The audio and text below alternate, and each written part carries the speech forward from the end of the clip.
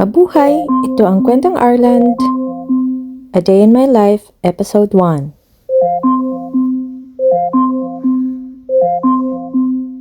Alexa, stop. Good morning, Princess. Wake up. It's a brand new and blessed day.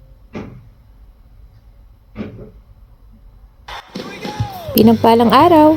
So yun na nga, kailangan natin si Alexa para gisingin tayo araw-araw. Kasi mag-isa naman tayo sa buhay, wala tayong kasama. So kailangan may tagagising. Yala, tara!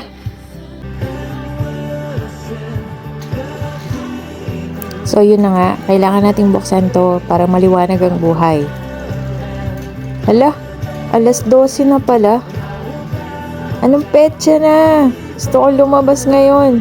Pero exercise muna. Okay na yun.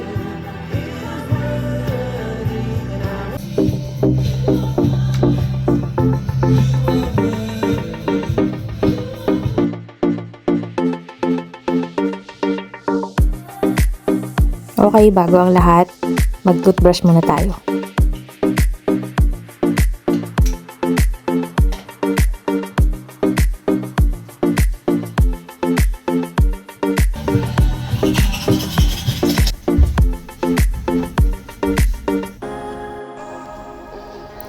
So, ayan na.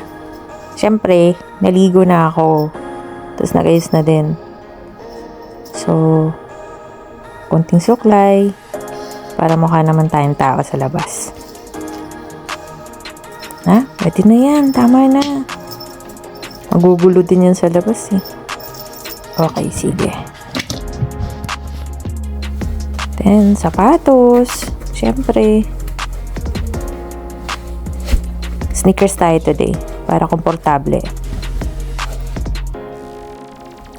Ayan na. Ready na ako.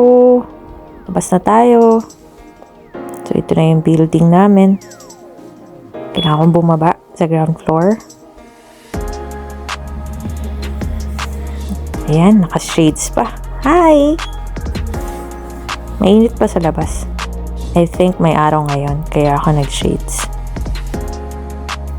Ayun, may araw nga. Sakto, buti naman. Ala, malamig. Ako, apakalamig. Pero buti na lang may araw. So, lakad-lakad muna tayo.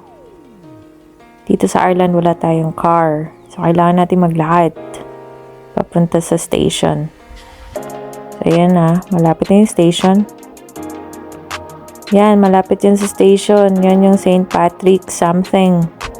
Basta. Ito na. Nandito na ako sa loob ng tren. Luwas ang tawag dito niyan. Para siyang tram. Naka-fast forward lang yan kaya mukhang mabilis. Pero mabagal talaga yan. So yun na, konting tanaw dito, tanaw dun. At nakarating na nga tayo sa ating pupuntahan. Dito tayo sa Dundrum. Lakad-lakad ulit. Konting lakad mula sa station hanggang papunta sa Dundrum Town Center. Yun yung isa sa malaking mall nila dito. Ayan, dahil gutom tayo, kain tayo. First time kong kumain dito sa Ireland branch kasi usually sa Dubai branch ko kinakain to. At okay naman siya dito, masarap siya kasi baboy nga yung laman. Sa Dubai, bawal yun eh. So, ito yung labas ng Dundrum Town Center.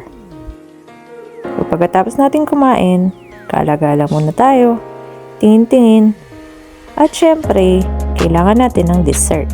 So, yan na nga, mukhang masarap to ah. Subukan nga natin. Ayan. Nagpaalam naman ako kay ate bago ko siya kunan. Pumayag naman siya. Ayan. Sakto yan. Mainit sa malamig na panahon. Ito na lang talaga nagpapainit sa atin eh. Pagkaing mainit. So, ayan na. Lagay-lagay siya ng tsokolate. Nako, matamis ito. Tapos, konting nuts. Tapos, ewan ko kung ano yan. Basta alam ko matamis din yan. So, sugar overload tayo today. It's all about sugar. Naku, good luck sa HbA1c.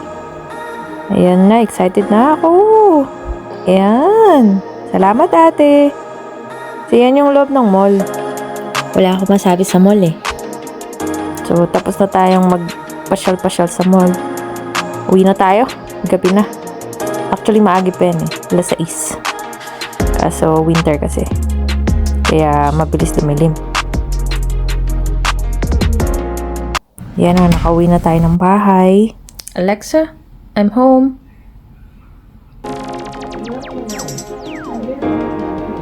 So yun lang for today. Thanks for watching. Bye!